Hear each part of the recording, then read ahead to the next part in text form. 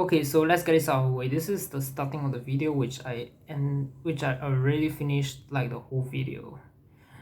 So before we let the intro roll, let's just clap first, I guess, and then we will discuss. Then we'll start with our starting and everything. So.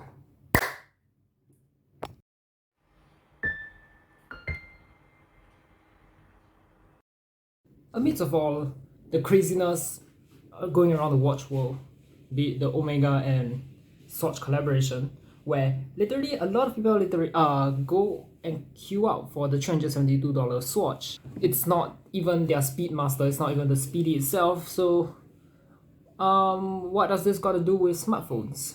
Number one, the Speedy is a flagship, and today we'll be reviewing a flagship, which is a Galaxy S21. And let's just say my impressions of it are not too great. After spending 6 months with it, here's all my opinions. Let's go! Now look, never in my wildest dream would I have ever thought that the S21 would have been like one of the worst phones I have reviewed so far. But let's get into the basic specs of the phone, because you know you got to have the phone to review, right?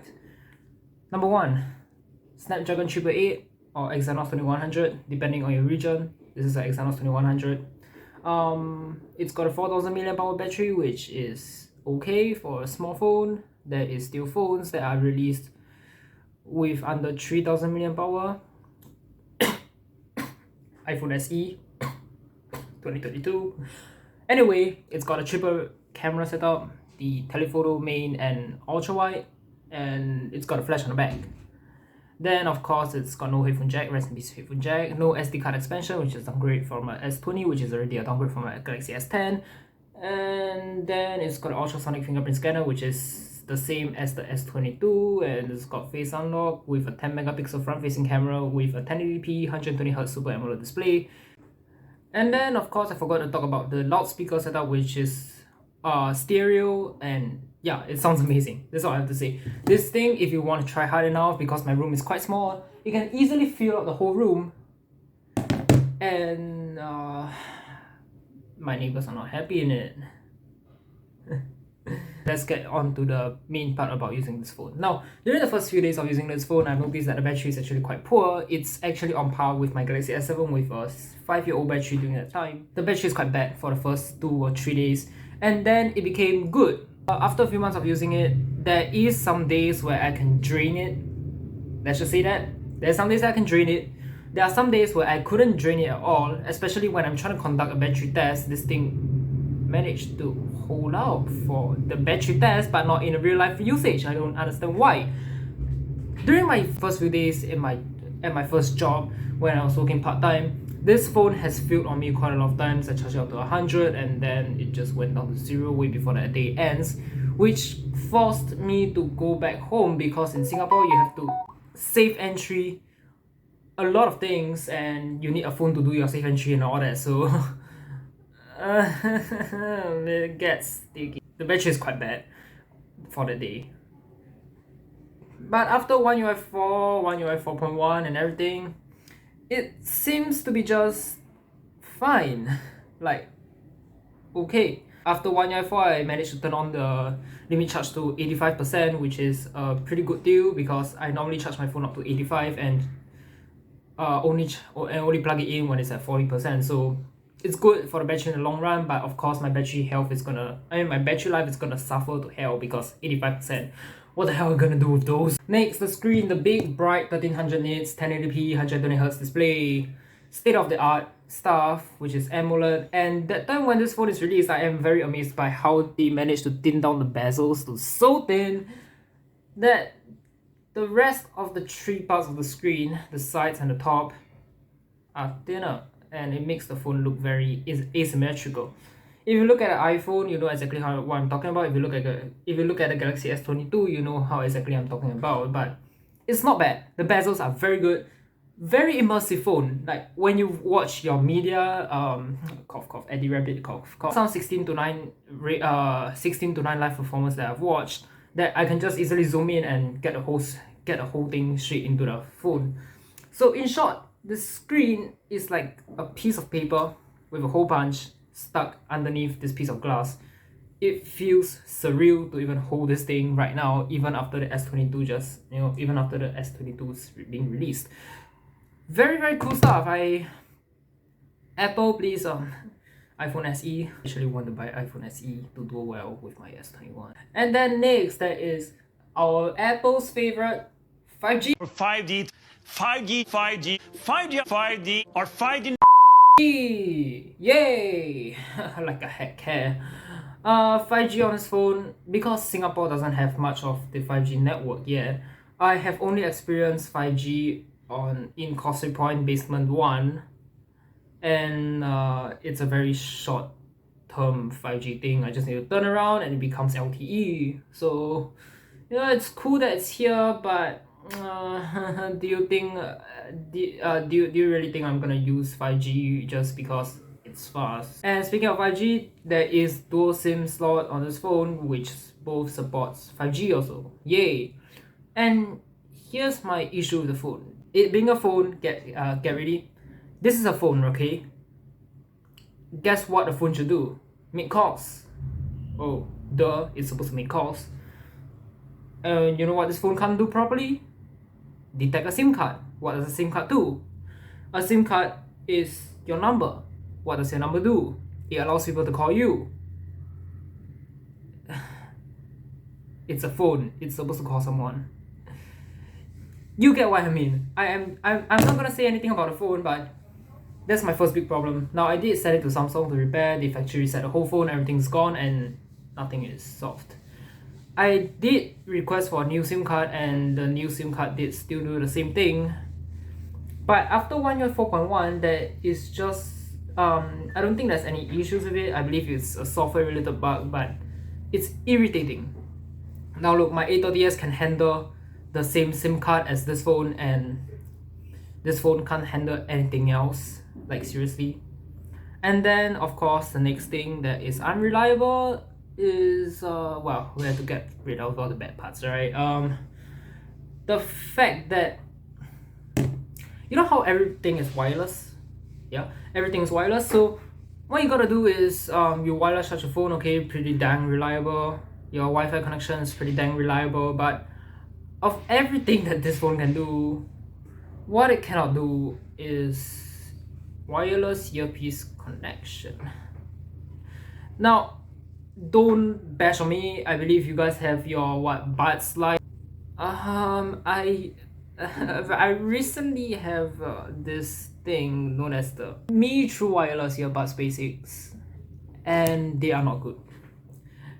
What I mean by they are not good is these are great, but this paired with this is not good. There is a very irritating lag they can feel, but oh no, you just compared an $8 thing to a $1,248 phone. Just shut up. I have used this on the A30s and it works just as fine.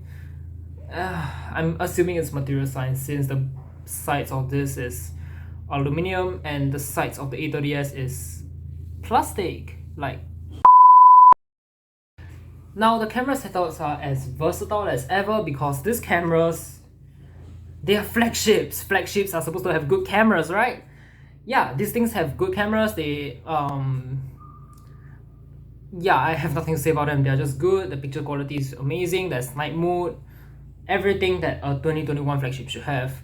But what a 2021 flagship doesn't have is a micro SD card expansion slot to store all the great juicy pictures. So yeah, it's a bummer and it's irritating. Yeah, I don't need to repeat myself to tell you all how much I hate the fact that when Samsung erased all my data, I wish there was an SD card slot. All 174 gigabytes have been erased because of that. 167.4, sorry. It's a good phone, it's great. And then we also have the face recognition feature, which is okay. Like, okay, it's not fast, it's actually quite fast, but it's not very accurate. It just scans whenever it wants to. That's on my unit, but most of the days it just works reliably. Some of the days it just doesn't want to work properly. Then there's also the ultrasonic fingerprint scanner, which I have had a bad impression of. Number one, it doesn't want to work properly with with your wet fingers and whatnot. That's alright. It doesn't work well with a lot of screen protectors, which is why I bought on the $60 screen protector. Rest in peace to my wallet, but you gotta do what you have to do. And if you put on a plastic one, when the screen goes down on the concrete, it kisses with the concrete, forms a chemical reaction, and glass breaks. How sad. Well, your fault anyway. You don't want to put a screen protector, a proper screen protector. The screen of this is $263 to repair. Enough to buy me another Seiko 5. And then there's something that I also want to talk about, which I visually don't care, and I'm gonna get a lot of hate for it. 120 Hz. Oh yeah, it's cool, it's whatnot, you know, it's very smooth. I don't bloody see a difference. It's a phone screen. That's all I care about. You're not gonna be scrolling all day like in settings up and down to notice a difference, right? No, you're not gonna do that. In fact, my S7 and my S21 feels indifferent from one another. But here is another problem with this phone. If you set this thing at One UI 4, if you set it to standard refresh rate, which is 60 Hz, the phone will sometimes, and the most annoying part about it is, drop to 48 Hz. And how to solve it? Go to settings, click on 120 Hz, click on OK, go to settings again, display 120, click on your refresh rate, and click back to 60 Hz. It's bloody irritating. I really hate that. And also, not to mention the GOS service that nerfed quite a lot of these phones. I really hate those. Thank God they fixed it One UI 4.1, and they also gave us the option to add up to 16 GB of total RAM, which is to use your storage option and your already 8 GB of RAM of your phone. I feel no difference. They just feel the same. They don't feel any faster or whatnot. It's just S21. It feels like a S21. My verdict is this is not a reliable phone. Really, if you are gonna do quite a lot of things, if you're gonna work with this for like the next 4 years, because this thing has 4 years of support, which is what I'm gonna do, I can see a lot of issues that I'm gonna face with this phone, and really a lot of these issues have just been popping out all of a sudden, and I really don't like it. I've been considering the 12 mini to trade in for, this phone, trade in 12 mini, because the thing is, I have heard of a lot of stories where iPhones just work. It's reliable enough to be considered as a good secondary phone. Nobody wants to use an iOS 12.5.5 phone, right? So reliable enough for a secondary phone. Yeah, it's the reliability of this phone is not great in the long term, but I have heard of my friend's S21 has had no issues. It's probably just my unit. So I would like to justify it more after a year of ownership, because I don't think I've given this phone a fair chance, and even if I did, I don't think it's still fair for this phone, because it's just this model of the phone that I've experienced a lot of issues with, and I have heard of other friends who have experienced zero issues with this phone. Overheating and whatnot, I have never faced it on this phone, so it's safe to say that I have no overheating issues, unless if I really push it to the limits. It's an Exynos 2100 variant, so. But yeah, thank you guys so much for watching. This is just a little quick note, or a review of the S21 that I wanted to film for quite a long while now. But now that I am authorized to do this review, because this is already 6 months of ownership, I can finally tell you my truest opinion of this phone and just everything I faced with it. Now, though all of these problems will definitely not apply to your phone, or may not apply to your phone, because each of us own different phones, each of us has different usage. Yeah, that's just the problems that I face with my phone. And any questions, I'll be answering them as best as I can. So yeah guys, thank you so much for watching, and stay safe. Oh, and mask off at 29th of March for Singapore, so hooray! And yeah, peace.